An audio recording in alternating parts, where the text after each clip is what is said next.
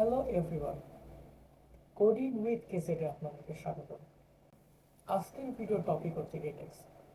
আমরা এই ভিডিওতে দেখব গেটেক্স কি, গেটেক্স কেন ইউজ করা হয়, গেটেক্স কখন ইউজ করা হয়। এর পাশাপাশি আমরা গেট সিএলআই সম্পর্কে জানব এবং গেটেক্স এবং গেট সিএলআই ব্যবহার করে আমরা একটি ওয়েদার অ্যাপ বানানোর ট্রাই করব। আমরা আমাদের এই লার্নিং সেশনকে তিনটি পোর্শনে ভাগ করেছি। প্রথম ভাগে থাকবে হচ্ছে একটি থিওরিটিক্যাল নলেজ।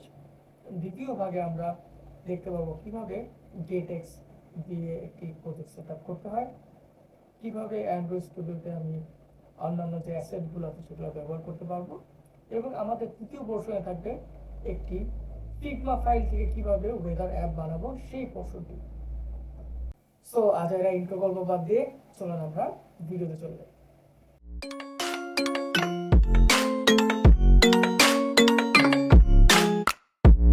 গেটেক্স আসলে কি? গেটেক্স হচ্ছে একটি স্টেট ম্যানেজমেন্ট সিস্টেম যেটা একই সঙ্গে স্টেটকে ম্যানেজ করে, আমাদের রাউটিংকে ম্যানেজ করে এবং এবং ডিপেন্ডেন্সি ইনজেকশনের মাধ্যমে আমাদের অ্যাপ এক্সপিরিয়েন্সকে আরও বেটার করে। গেটেক্সের মূল বৈশিষ্ট্য কি? ধরুন আপনি একটি অ্যাপের ইউআই ডিজাইন করতেছেন। আপনার ইউআই ভিতরে প্রতিটা পোর্শনকে আসলে রিবিল্ড করা প্রয়োজন। ইউআই এর ভিতরে যে স্ট্যাটিক ডাটাগুলো আছে এইগুলো কি রিবিল্ড করা আমাদের আসলে প্রয়োজন আছে?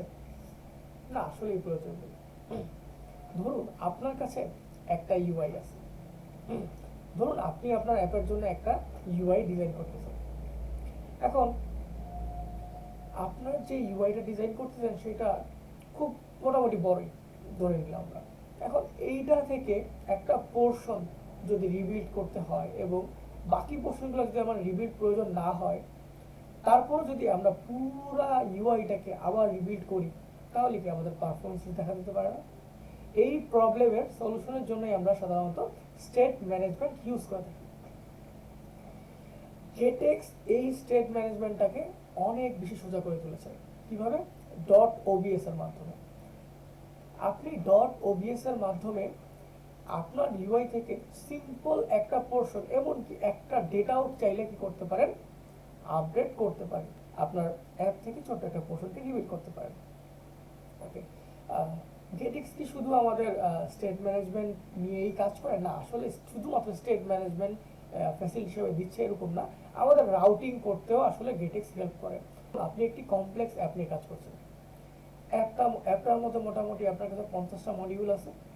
এখন আপনি একটা মডিউল থেকে আরেকটা মডিউলে গেলেন, আরেকটা মডিউল থেকে আরেকটা মডিউলে গেলেন। এবার আপনি যদি আপনার অ্যাপের রাউটিং নিজেই না বুঝেন, তাহলে ইন ফিউচার আপনার এই অ্যাপে যে কাজ করবে সে আসলে রাউটিং বুঝতে গিয়ে তার আসলে অনেক বেশি প্রবলেম ফেস করতে হবে। তো এইটার জন্য আমরা কি করতে পারি? গেটেক্সটা ইউজ করতে পারি। ও আপনার রাউটিং হ্যান্ডেলটা এত বেশি সোজা করে তুলবে যে আপনি সিম্পলি আপনার কনসোল দেখেই বুঝতে পারবেন আপনি কোন পেজ থেকে কোন পেজ যাচ্ছেন, বা আপনার কিভাবে ফাংশনালিটি কাজ করতেছে, বা আপনি রাইট নাও কোন বা আপনি রাইট নাও কোন পেজে আছেন সেটা আপনি ইজিলি গেটেক্স এর মাধ্যমে জানতে পারবেন। এর পাশাপাশি আমরা দেখতেছিলাম আমাদের অ্যাপের যে ডিপেন্ডেন্সি ইনজেকশন আছে সেটা গেটেক্স হ্যান্ডেল করে। ডিপেন্ডেন্সি ইনজেকশন জিনিসটা কি? খুবই সিম্পল। ডিপেন্ডেন্সি ইনজেকশন বলতে আমরা যে জিনিসটা বুঝি সেটা হচ্ছে একটা ফাংশন বা একটা পেজের ওপরে বা একটা স্ক্রিনের ওপরে আরেকটা স্ক্রিনের ডিপেন্ডেন্সি। যদি একটা স্ক্রিনের ওপরে আরেকটা স্ক্রিন ডিপেন্ড করে তখন সেটাকে আমরা বলি ডিপেন্ডেন্সি। এবং এই যে আমরা একটা পেজের উপর আরেকটা পেজের যে ডিপেন্ডেন্সি আছে এটা আমরা হ্যান্ডেল করতেছি, এটা আমরা ডিপেন্ডেন্সি ইনজেকশনের মাধ্যমে হ্যান্ডেল করে থাকি। তো এই জিনিসটা একটু কমপ্লিকেট, যদিও এই জিনিসটা শুনলে অনেক কমপ্লিকেটেড মনে হয়, কিন্তু ভয়ের কোনো কারণ নেই। কারণ আমরা এই অ্যাপে ইউজ করবো হচ্ছে গেট সিএলআই। গেট সিএলআই আপনার এই ডিপেন্ডেন্সি ইনজেকশন হ্যান্ডেল করে দিবে। আমরা যেই অ্যাপের মধ্যে বাইন্ডিং ক্রিয়েট করি, সে গেট সিএলআই দিয়ে যদি আমরা একটা স্ক্রিন ক্রিয়েট করি, সে আপনার এই বাইন্ডিংটাকে অটোমেটিকলি হ্যান্ডেল করে দিবে। আমরা যখন অ্যাপ নিয়ে কাজ করব তখন আমরা জিনিসটাকে দেখতে পারবো। এখন একটা ছোট্ট কোশ্চেন সবার মাথায় আসে, আসলে আমরা যে গেটেক্স ব্যবহার করতেছি আমরা আসলে কেন ব্যবহার করবো গেটেক্সটা, বা কখন ব্যবহার করব? এটা অ্যান্সারটা একটু ডিপ্লোমেটিক হইতে পারে, বাট আমার কাছে মনে হয় যে আমরা সাধারণত যে অ্যাপগুলো নিয়ে কাজ করি, তার মধ্যে যেই অ্যাপগুলো মোটামুটি একটু কম কমপ্লেক্স এবং মোটামুটি ছোট, সেই অ্যাপগুলোর জন্য আমরা গেটএক্সটাকে ইউজ করতে পারি। কারণ ব্লগ বা প্রোভাইডারে আমাদের যেমন অনেকগুলো কোড করতে হয়, অনেক লেখালেখি করে তারপর আপনার পরের স্ক্রিনে যেতে হয় বা স্টেট ম্যানেজমেন্ট করতে হয়, একটু কমপ্লিকেটেড ওয়েতে করতে হয়, কিন্তু গেটএক্স আসলে এটা খুব সোজা করে দেয়। এই জন্য আমি পার্সোনালি মনে করি যে যারা বিগিনার লেভেলে কাজ করতেছে তাদের জন্য গেটএক্স একটা বেস্ট সলিউশন। ইভেন আমি নিজে গেটএক্স ইউজ করে একটি ই কমার্স অ্যাপে কাজ করেছি। ওকে, শেষ পোর্শনে আসলে আমরা গেট সিএল নিয়ে দেখবো, কিন্তু আমরা এখন গেট সিএল নিয়ে স্টাডিটা করতে চাচ্ছি না। আমরা ডিরেক্টলি চলে যাব আমাদের অ্যাপে, যেখানে আমরা একটা প্রজেক্টকে সুন্দর করে সাজাবো এবং সেটা করার সময় আমাদের এই কমান্ড গেট সিএল এর কমান্ডগুলো কাজে লাগবে। তখন আমরা দেখব কিভাবে গেট সিএল কাজ করে। সো দেরি না করে লেটস ডু ইট। আমরা সিম্পলি একটি প্রজেক্ট ক্রিয়েট করেছি। প্রজেক্টে তেমন কোনো রকেট সায়েন্স আমরা ব্যবহার করিনি। আমরা সিম্পলি প্রজেক্টের যেই অ্যাপে আসলে আমরা এখন পর্যন্ত তেমন কিছু একটা চেঞ্জ করিনি। আমরা সিম্পলি buff.dev থেকে গুগল ফন্টের জন্য একটা প্যাকেজ নিয়েছি এবং গেটের জন্য একটা প্যাকেজ নিয়েছি। এর পাশাপাশি আমাদের যে অ্যাপের যে অ্যাসেটগুলো থাকবে সেটার জন্য আমরা সিম্পলি একটা অ্যাসেট ফোল্ডার বানাবো। সেটার জন্য আমি সিম্পলি কি করব, আমার মাউসের রাইট বাটন ক্লিক করে আমরা যখন নিউতে ক্লিক করব তখন আমাদের এখানে একটা অপশন থাকে ডিরেক্টরিজ। আমরা সিম্পলি একটা ডিরেক্টরি ক্রিয়েট করব যেটার নাম আমরা দিলাম হচ্ছে অ্যাসেটস। এখানে আসলে আমাদের অ্যাপের যত অ্যাসেটস আছে সবগুলো থাকবে। এরপরে আমি সিম্পলি এখানে আরেকটা ডিরেক্টরি ক্রিয়েট করব যেটার নাম হবে হচ্ছে ইমেজেস। এই ইমেজেসের মধ্যেই হচ্ছে আমাদের সব ইমেজগুলো থাকবে। আমরা আমাদের অ্যাপের মধ্যে অ্যাসেট ডিরেক্টরি ক্রিয়েট করেছি এবং ইমেজ নামে একটা ডিরেক্টরি ক্রিয়েট করেছি, কিন্তু আমাদের যে pubspec.yml ফাইলটা আছে সেই ফাইলকে আমাকে বলতে হবে যে এই ইমেজটাকে ব্যবহার করো। সো এটার জন্য আমরা সিম্পলি কি করব, আমাদের নিচের দিকে গেলে আমরা দেখব যে এখানে একটা পোর্শন আছে যেখানে অ্যাসেট নামে একটা পোর্শন আছে।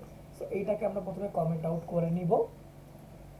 এইখানে আমরা একটা কমন মিস্টেক মাঝে মধ্যেই করে থাকি যে এখানে স্পেসিং নিয়ে মাথায় রাখতে হবে অ্যাসেটের আগে অলওয়েজ দুইটা স্পেসিং হবে এবং অ্যাসেটের যে পরের পোর্শন সেখানে চারটা স্পেসিং হবে, এর বেশি হইলে আমাদের হবে না। দেখেন আমাদের এখানে আছে টোটাল 5টা, আমরা একটা স্পেসিং কমাই দিলাম এবং আমাদের এখন এই অ্যাসেটটাকে এখানে দেখাইতে হবে। সো সেটার জন্য এরপর আমরা পাবগেট করব। পাবগেট করার মাধ্যমে আমরা কি করতে পারবো, আমাদের যে ইমেজ ফোল্ডারটা ক্রিয়েট করেছি সেইটার একটা আপডেট এখানে আমরা দেখাতে পারবো। এগুলো চলে যাব গেট সিএলআই তে। তো আমরা দেখি আমাদের আসলে গেট সিএল এর জন্য কিভাবে করতে হবে। আমাদের প্রথমেই যে রিকমেন্ড করতে হচ্ছে আমাদের ডিপেন্ডেন্সিতে গেট রাখতে হবে লেটেস্ট ভার্সন। সো আমরা রেখে ফেলেছি। এখন আমরা করব কি, গেট সিএলআই কে গ্লোবালি আমরা ইনস্টল করব। গেট সিএলআই কে গ্লোবালি ইনস্টল করা বলতে আসলে কি বোঝানো হয়েছে এটা মাথায় রাখতে হবে। এখানে কিন্তু আমাদের বলে নাই যে আমাদের যে প্রজেক্ট আছে সেই প্রজেক্টের মধ্যে গেট সিএলআই কে ইনস্টল করা। আমাদের বলছে যে প্রজেক্ট না, আমাদের গ্লোবালি ইনস্টল করতে বলা হয়েছে। সো আমরা এটার জন্য কি করব, সিম্পলি এই পোর্শনটাকে কপি করব আমাদের উইন্ডোজের জন্য কমান্ড প্রম্পট যে আছে সেই কমান্ড প্রম্পটে যাব এবং সিম্পলি এটাকে আমরা পেস্ট করে এন্টার ক্লিক করলে আমাদের যে গেট সিএলআইটা আছে সেটা অ্যাক্টিভেট হয়ে যাবে। এটার জন্য একটু সময় নেবে। 1000 years later. তো মোটামুটি এটার জন্য 30 থেকে 40 সেকেন্ড সময় নিতে পারে। সো এই আমরা 30 থেকে 40 সেকেন্ড পর দেখতেছি আমাদের গেট সিএলআই ইনস্টল করা হয়ে গেছে। তো আমরা চাইলে এখন কি করতে পারবো, এই গেট সিএলআই ইউজ করতে পারবো। আমরা তো গ্লোবালি আমাদের পিসির মধ্যে গেট সিএলআই ইনস্টল করে ফেললাম, কিন্তু এখন আমাদের যে প্রজেক্ট আছে সেই প্রজেক্টে গেট সিএলআই কে ইনস্টল করতে হবে। তার অনেকগুলো ওয়ে আছে। আপনি চাইলে আপনার মতো করে কন্ট্রোলার অ্যাসাইন করতে পারেন, আপনি আপনার মতো চাইলে স্ক্রিন ক্রিয়েট করতে পারেন। আমি পার্সোনালি যেটা প্রিফার করি সেটা হচ্ছে ডিরেক্টলি একটা পেজ ক্রিয়েট করা। এইটা আমার পার্সোনালি ফেভারিট এই একটাই কারণে যে একই সঙ্গে আপনার জন্য একটা ভিউ, একটা কন্ট্রোল এবং একটা বাইন্ডিং ক্রিয়েট করে দেয় এবং সবগুলোকে একসঙ্গে মার্জ করে ফেলে। সো আমরা একটু দেখি। আমরা তো গ্লোবালি গেট সিএলআই অ্যাক্টিভ করেছি। এবার আমরা কি করব, আমাদের প্রজেক্টের মধ্যে গেট সিএলআই কে অ্যাক্টিভ করব। সিম্পলি আমরা ফ্লাটার পাব গ্লোবাল অ্যাক্টিভ গেট সিএলআই কমেন্টটা যদি আমরা সিম্পলি এখানে পেস্ট করি তাহলে কি হবে, এটা এক্সিকিউট হয়ে যাবে। এবার আমরা কি করব, একটা পেজ ক্রিয়েট করার চেষ্টা করব। সিম্পলি কি করব, আমাদের যে নোশনের মধ্যে যে অংশটা আছে সেখান থেকে আমরা সিম্পলি আমাদের পেজের যে নেম সেটা আমরা কপি করব এবং এখানে পেস্ট করে দিয়ে এখানে আমরা আমাদের একটা পেজ নেম দিব যে হোম, এবং আমরা দেখলাম যে এর সঙ্গে সঙ্গে কি হলো, আমাদের একটা পেজ ক্রিয়েট হয়ে গেল। এবং আমরা যদি আমাদের লিভ ফোল্ডারে যাই আমরা দেখতে পাবো এখানে একটা অ্যাপ পোর্শন আছে যেখানে আমাদের কি করতেছে, ভিউ ক্রিয়েট করে ফেলেছে। গেটসিএল এর মাধ্যমে আমরা কি করলাম, ভিউ ক্রিয়েট হয়ে গেল, at the same time controller এবং বাইন্ডিং সবগুলো একসাথে ক্রিয়েট হয়ে গেল। এবং আমরা যদি আমাদের রাউট পার্টটায় যাই, এখানে আমরা দেখবো যে আমাদের রাউটও এগুলোর জন্য ক্রিয়েট হয়ে গেছে। সো এটার জন্য আমি পার্সোনালি গেটসিএল কে প্রিফার করি যে ও সবগুলো একসঙ্গে আমাকে করে দেয়। এখন আমরা সিম্পলি কি করব, এই হোমটাকে আমাদের যে অ্যাপ আছে সেই অ্যাপে হোম হিসাবে দিয়ে দিব। দেওয়ার জন্য আমরা সিম্পলি কি করতে পারি, আমরা গেটসিএল ব্যবহার করে একটা পেজ তো ক্রিয়েট করে ফেললাম, কিন্তু এখনই কি আমাদের কাজ শেষ? না, আমাদের আরো কিছু কাজ বাকি আছে। আমাদের যে মেইন ডট ডার্ট ফাইলটা আছে সেই মেইন ডট ডার্ট ফাইল আমরা কি করব, সিম্পলি মেইন ডট ডার্ট এবং রান অ্যাপ বাদে যা আছে সম্পূর্ণ একসঙ্গে ডিলিট করে দিব। ওকে, এবং আমাদের মেইন ডট যে ডার্ট আমাদের যে রান অ্যাপ আছে সেখানে আমরা কি করব, সিম্পলি একটা গেট ম্যাটেরিয়াল অ্যাপ রান করব। এবং এই গেট ম্যাটেরিয়াল ডট অ্যাপের মধ্যে আমরা সিম্পলি আমাদের যে ব্যানারটা আছে সেটাকে ফলস করে দিব। এই ব্যানারটা ফলস করার কাজ হচ্ছে আমাদের উপরে একটা, আমরা দেখতেছি যে এখানে একটা ডিবাগ ব্যানার নামের অপশন আছে, এইটা রয়ে গেছে, এইটাকে আমরা ফলস করে দিলাম।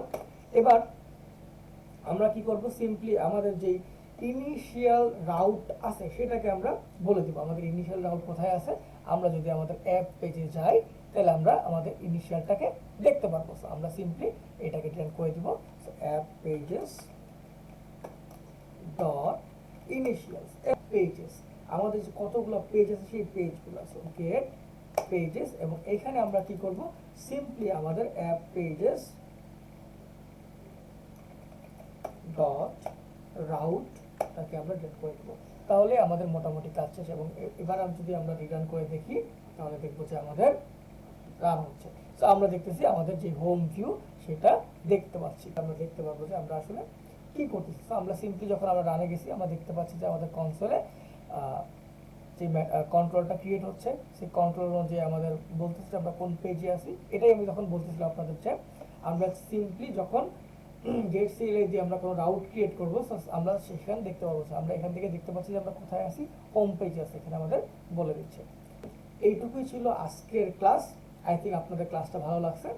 আমরা নেক্সট ক্লাসে দেখবো হচ্ছে কিভাবে একটা ফিগমা ফাইল থেকে একটা ইউআই বানায় এবং একটা ওয়েদার অ্যাপ বানায়, সেটা সম্পর্কে আমরা দেখবো। আশা করি আপনাদের আমার প্রথম ভিডিওটা ভালো লেগেছে। যদি ভালো লেগে থাকে অবভিয়াসলি সাবস্ক্রাইব করবেন, এবং কোনো কনফিউশন থাকলে অবভিয়াসলি কমেন্ট করবেন। আপনাদের কমেন্ট আমি রিপ্লাই দেওয়ার চেষ্টা করব। আমি চেষ্টা করব আপনাদের প্রতিটা প্রবলেম নিয়ে কাজ করার জন্য, যাতে আপনারা একটু বেটার এক্সপিরিয়েন্স পান। So that's all for today. ইনশাআল্লাহ নেক্সট ক্লাসে দেখা হচ্ছে। আসসালামু আলাইকুম।